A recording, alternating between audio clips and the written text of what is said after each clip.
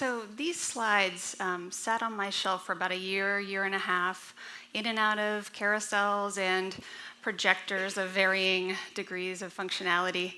The faded Kodachromes feature images of geologic charts, rock formations, bone fragments, and West Texas landscapes.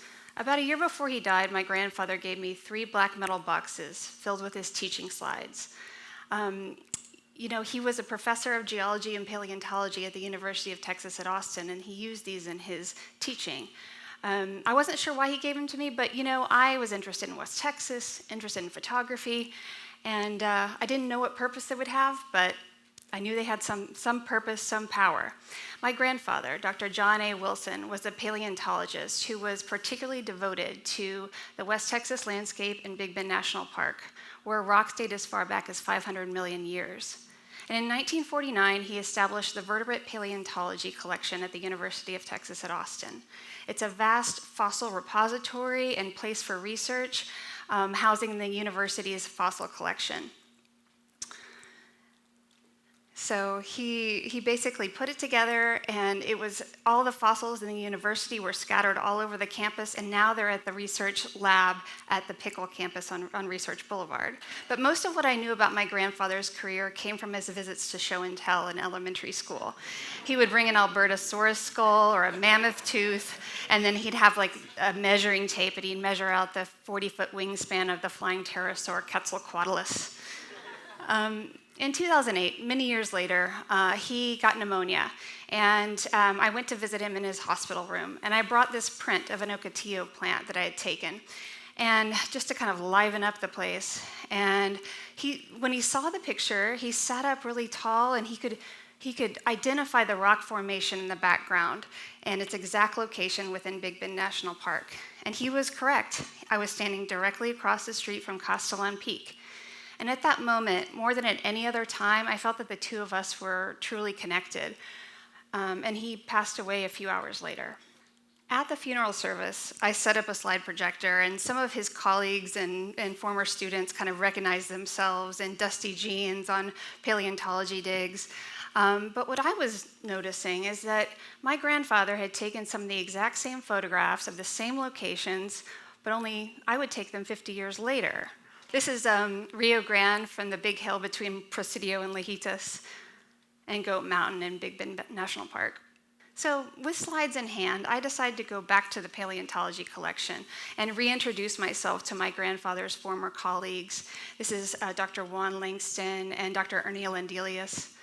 And that day, they told me a little bit about my grandfather, and they talked about being a paleontologist, and they pointed me to his greatest find. One of the lab's jewels is this skull called Runia viejaensis. And as one of the most complete fossil primate skulls ever found in North America, it really was the find of a lifetime. Even the paper-thin bones of the nasal cavity were preserved, which is really extraordinary for a 43-million-year-old fossil. And even a half a century after its discovery, it is the only specimen of Runia that's ever been found. So it's like a tree-dwelling primate. Think small. So about a month after that visit, I had always regretted not going on a dig with my grandfather when he was alive, but about a month after my visit, I was invited to go on a paleontology dig in West Texas with some UT paleontologists. And I'm always up for adventure, always up for photography, so I decided yes. But the paleontologist that I went with was following in my grandfather's footsteps, and he was actually using his field notes to find more primates like my grandfather did. And on that first dig, someone found a tapir jaw, someone found a rhino tooth, lots of 43-million-year-old rodent teeth, but no primates. But I brought my grandfather with me on that first dig, and it was the last. So I was scattering his ashes there, and it was the last day of the last moments of the last day of my first dig, and we got snowed out. And if I had known at that moment that this wouldn't be my last dig in West Texas, I might have saved some of those ashes for the most amazing landscapes to come. But how could I have known? And And I can only hope that his ashes traveled on the winds and through the currents and the canyons to where they needed to settle. And I've been on 11 digs, I guess, now. And every year, and this is kind of what it feels like to look through, the vast desert landscape for tiny, tiny teeth. You have to be hyper present. It's a meditative process. You have to be completely aware of your surroundings. And I love it. It's my favorite thing to do. And I brought my grandfather's slides with me to his localities out in West Texas, and his 35 millimeter camera with expired film. And kind of through his viewfinder, I see new connections to the landscape, and I'm creating these three-dimensional works where I'm using wheat-pasted photographs on wood bases. This is in a gallery in Houston right now. And I'm also making work that deals with my connection to the landscape.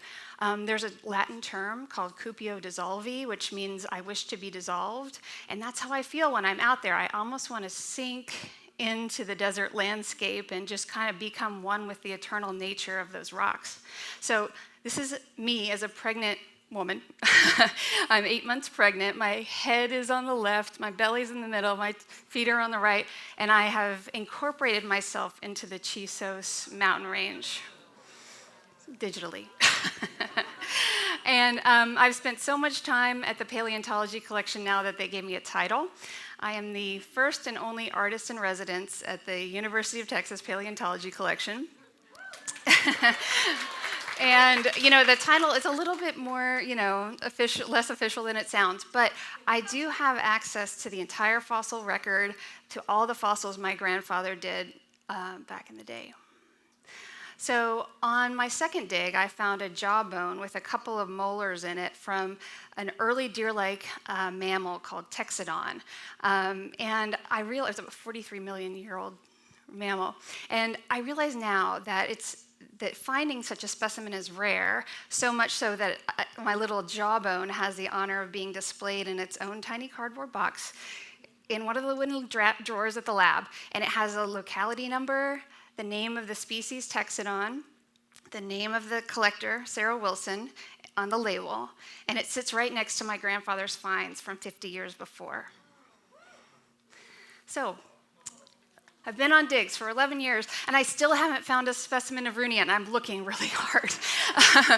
But, it's that adventure and it's that search that really, truly fulfills me. And I think sometimes about the other path where I just left those slides on the shelf, and I never, brought them to my grandfather's colleagues. And, you can never know, of course, what the other path was going to look like. But I do know that these slides have become a passport to an incredible adventure through deep time in the West Texas desert, and to knowing my grandfather and myself better than I ever did during his lifetime.